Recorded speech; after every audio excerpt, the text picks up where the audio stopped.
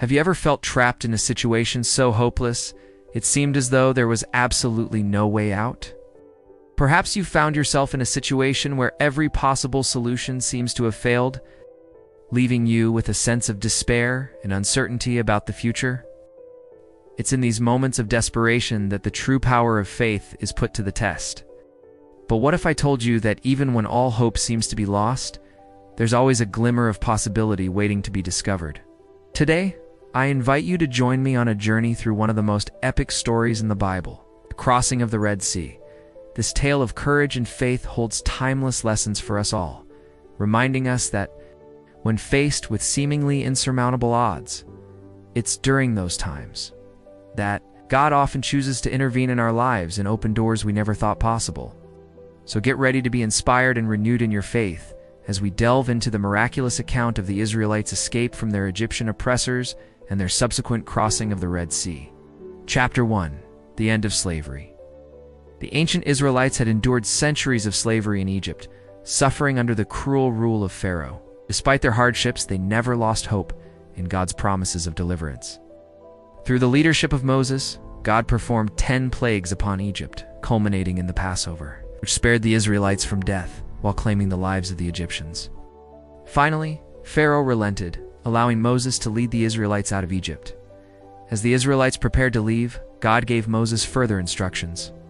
He led them towards Mount Horeb, where God would reveal his laws and establish a covenant with them. The journey was arduous, taking them through the wilderness of Shur, where they faced water shortages, testing their faith and resilience. However, God provided for them miraculously, proving his unwavering commitment to his people.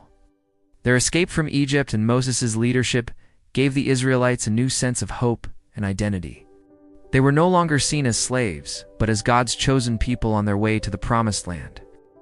This newfound freedom and purpose instilled in them a sense of pride and determination to overcome any obstacles in their path. Chapter 2.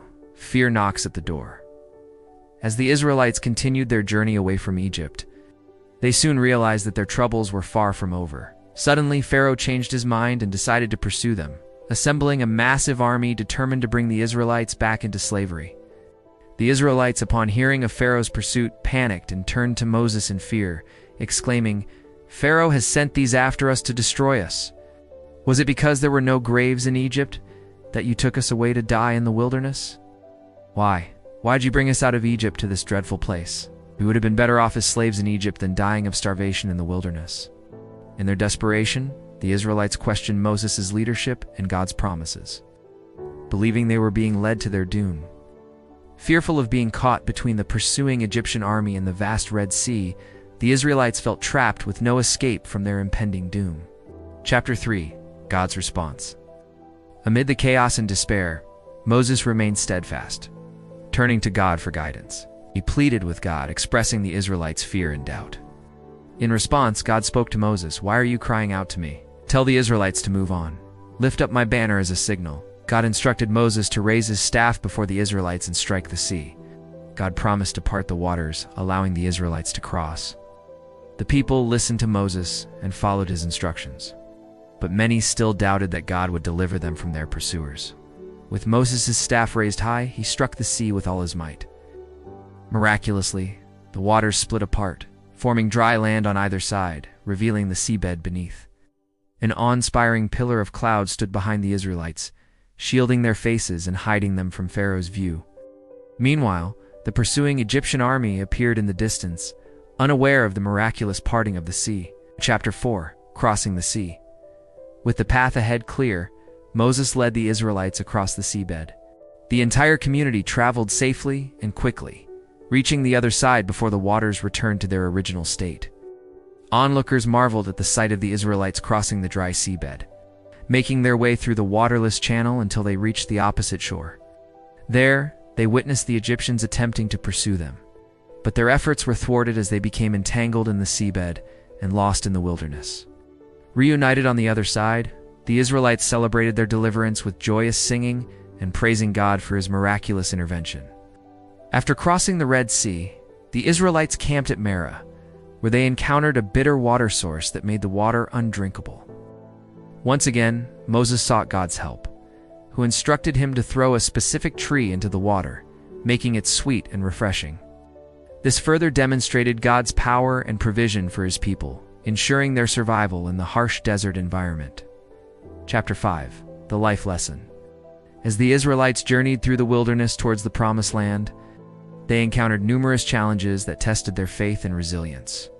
One such challenge was their arrival at Mount Sinai, where God revealed his 10 Commandments to Moses, establishing the foundation of the covenant between God and his people. These commandments served as a guide for the Israelites, outlining the standards of behavior and worship that God expected from them. However, while Moses was receiving the commandments on Mount Sinai, the Israelites grew impatient and turned to worshiping a golden calf, breaking the first of God's commandments. When Moses returned and saw their idolatry, he was deeply grieved. Although he interceded on behalf of the people, God punished them by destroying the golden calf and forbidding Aaron, Moses' brother and the leader of the people, from creating any more idols. This incident highlighted the Israelites' tendency to stray from God and their need for constant reminders of his teachings and the consequences of disobedience. In response to this setback, God continued to guide and teach the Israelites through Moses, providing them with detailed instructions for building the tabernacle, which would serve as the center of worship and a dwelling place for God among his people. The tabernacle was to be constructed using materials specified by God, including acacia wood, linen, ram skins, and cedar wood. It consisted of several parts, such as the Holy of Holies, the holy place, and the courtyard, each with its specific purpose and symbolism. The construction of the tabernacle was a testament to the Israelites' craftsmanship and devotion as they worked diligently to fulfill God's instructions and create a sacred space for worship. Once completed, the tabernacle became a focal point for the Israelites, symbolizing their covenant with God and serving as a reminder of his presence among them. People would gather at the tabernacle for worship, sacrifice, and seeking God's guidance. It played a central role in their religious practices and helped to maintain their connection with God throughout their journey in the wilderness. Over time, the Israelites continued their journey towards the Promised Land, facing various obstacles and learning valuable lessons along the way. Their experiences in the wilderness were intended to shape them into a mature and faithful people, ready to enter into the land God had set aside for them. Chapter 6. Closing. The Israelites' crossing of the Red Sea stands as a pivotal moment in their history, marking their liberation from slavery in Egypt and their journey toward the Promised Land. This miraculous event showcases God's power, his unwavering commitment to his people, and his ability to deliver them from seemingly hopeless situations. The story teaches us that no matter how dire the circumstances may seem, we should remain steadfast in our faith and trust in God's guidance and protection. Just as Moses led the Israelites with unwavering determination, we too can find strength and direction through faith. Furthermore, the parting of the Red Sea symbolizes the transformative power of faith and obedience. By heeding God's instructions and following Moses' leadership, the Israelites were able to experience profound change and the promise of a new life in the Promised Land. As we reflect on this timeless narrative, let us remember that the same God who parted the Red Sea is still active in our lives today. He has the power to overcome any obstacle and guide us through the challenges we face. Let the crossing of the Red Sea be a source of inspiration, reminding us to trust in God's plan, to have faith in his promises, and to walk by faith even when we cannot see the path ahead. May the story of the Red Sea continue to inspire generations to come, reminding us that with God all things are possible. Thank you for joining me on this journey through the epic tale of the Israelites' crossing of the Red Sea. I hope this story has renewed your faith and reminded you of the unwavering power of God in our lives. Now I want to hear from you. What does the story of the Red Sea mean to you? How has it impacted your faith or inspired you to trust in God's guidance?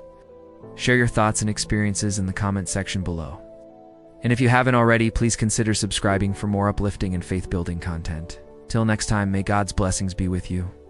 Remember, no matter how challenging the journey may seem, God is with you every step of the way. Stay strong in your faith and keep moving forward.